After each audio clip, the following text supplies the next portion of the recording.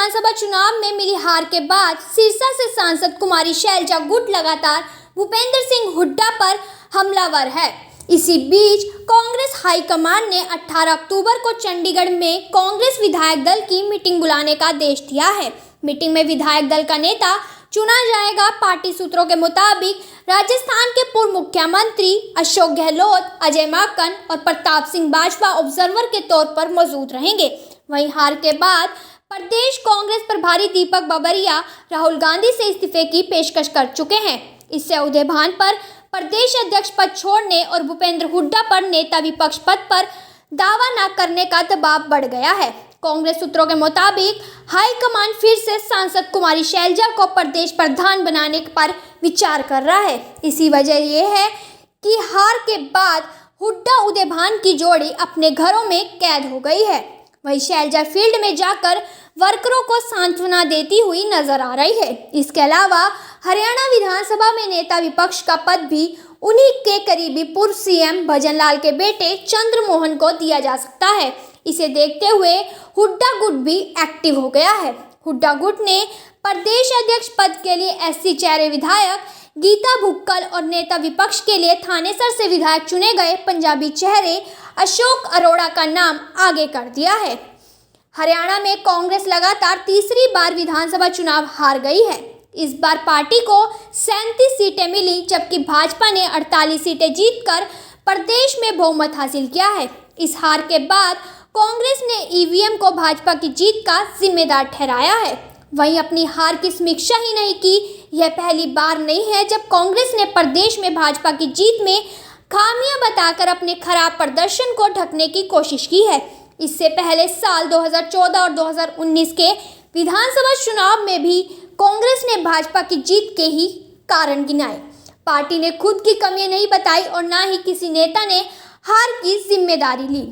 राजनीति के जानकार मानते हैं कि प्रदेश में कांग्रेस पार्टी के लगातार सत्ता से बाहर रहने का कारण भी यही है। वे हार के कारणों को जानकर उन पर काम करने के बजाय भाजपा की जीत के कारण गिनाने लगते हैं। इससे पार्टी नेताओं की अपनी खामियां छिप जाती है और अगले चुनाव के लिए पार्टी कोई बेहतर प्लेटफॉर्म नहीं बना पाती। हरियाणा में साल 2014 में हुए विधानसभा चुनाव में कांग्रेस ने अपनी सरकार गंवाई। उसी साल देश में लोकसभा चुनाव भी हुए थे, जिनमें मोदी लहर के दम पर भाजपा ने केंद्र में अपनी सरकार बनाई। इसी के कुछ समय बाद हरियाणा में विधानसभा चुनाव भी हुए, जिनमें भाजपा ने मोदी के नेतृत्व में ही वोट मांगे। इस चुनाव में भाजपा ने हरियाणा में 47 सीटें जीती और पहली बार बहुमत की सरकार बनाई, जबकि कांग्रेस को साल 2014 में 14 सीटें जीत मिली। जब इस हार की समीक्षा की गई तो पार्टी नेताओं ने देश में प्रधानमंत्री मोदी की लहर को भाजपा की जीत का कारण बताया, जबकि किसी भी नेता ने अपनी हार की जिम्मेदारी नहीं ली। कांग्रेस ने 2014 की अंदरूनी गलतियों को भुलाकर 2019 का विधानसभा चुनाव लड़ा। इस बार पार्टी के अंदर गुटबाजी हुई। पूर्व सीएम भूपेंद्र हुड्डा का एक गुट बन गया और कांग्रेस नेता कुमारी शैलजा, रणदीप सुरजेवाला व किरण चौधरी का एक गुट बन गया। इनके समर्थक अप्रत्यक्ष रूप से एक दूसरे पर आरोप लगाते रहे और इसका लाभ भाजपा उठा ले गई। इस चुनाव में भी भाजपा के खिलाफ हवा थी, फिर भी भाजपा 41 सीटें जीतकर सबसे बड़ी पार्टी बनी और जननायक जनता पार्टी से गठबंधन कर दूसरी बार सरकार बना ली। वहीं कांग्रेस को 31 सीटें मिली। इस हार का समीक्षा में कांग्रेस ने नया बहाना लगाया। पार्टी नेताओं ने कहा कि 2019 की शुरुआत में जम्मू कश्मीर के पुलवामा में हुए आतंकी हमले का भाजपा ने फायदा उठाया है। शहीदों के नाम पर भाजपा ने वोट मांगे, जिससे उन्हें सहानुभूति वोट मिला है। कांग्रेस ने इस हार की जिम्मेदारी लिए बगैर इसे ऐसे ही छोड़ दिया। 10 साल के एंटी इनकम्बेंसी के बावजूद भाजपा ने 2024 का चुनाव भी अकेले लड़ा। इस चुनाव में कांग्रेस भी अकेले चुनावी मैदान में उतरी। शुरुआत से ही प्रदेश में कांग्रेस के पक्ष में माहौल रहा। हर तरफ लोग कांग्रेस को ही वोट देने और सरकार बदलने की बात करते नजर आए। भाजपा इस चुनाव में हर पॉइंट पर बैकफुट पर थी, लेकिन भाजपा ने इस बार भी कांग्रेस के अंदरूनी कलह का फायदा उठाया। इस बार भी कांग्रेस के अंदर गुट बने रहे। हुड्डा गुट ने आधिपत्य दिखाते हुए हरियाणा की ज्यादातर सीटों पर टिकट अपने चहेतों को दिलवाए। वहीं दूसरी तरफ कुमारी शैलजा अपने समर्थकों को टिकट दिलाने की जुगत में लगी रही। इसी बीच चुनाव प्रचार में दोनों पक्षों ने एक दूसरे पर कुछ बयानबाजी भी की, जिससे दोनों के समर्थक नाराज हुए। इस कलह ने आम वोटर पर भी असर डाला और भाजपा ने इसका फायदा उठाते हुए कांग्रेस की हवा को अपने पाले में कर लिया।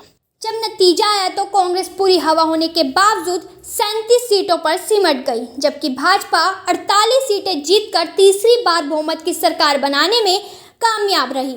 जब इस हार की समीक्षा की बात उठी तो पूर्व सीएम हुड्डा समेत कई नेताओं ने ईवीएम में गड़बड़ी को जिम्मेदार बताया। कहा कि चुनाव के दौरान ईवीएम में गड़बड़ी कर भाजपा जीती है। हरियाणा में कांग्रेस का 10 साल से संगठन नहीं बना है।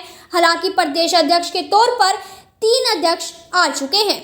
इनमें अशोक तंवर, कुमारी शैलजा से लेकर उदय भान तक शामिल है। गुटबाजी के चलते आज तक कांग्रेस अपने जिला अध्यक्ष और ब्लॉक अध्यक्ष भी तय नहीं कर पाई है। लोकसभा चुनाव से पहले हाईकमान को सूची भेजी गई थी, लेकिन आज तक हाईकमान इसे जारी करने की हिम्मत नहीं दिखा पाया है।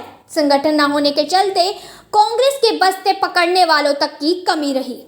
हरियाणा कांग्रेस अध्यक्ष चौधरी उदय भान ने हार के बाद कहा कि हमारे पास 20 शिकायतें आई, जिनमें 7 लिखित है। उन्होंने कहा कि मतगणना के दिन कुछ खास ईवीएम थी, जिनकी बैटरी 99% चार्ज दिखा रही थी। इनसे बीजेपी को ज़्यादा वोट मिले।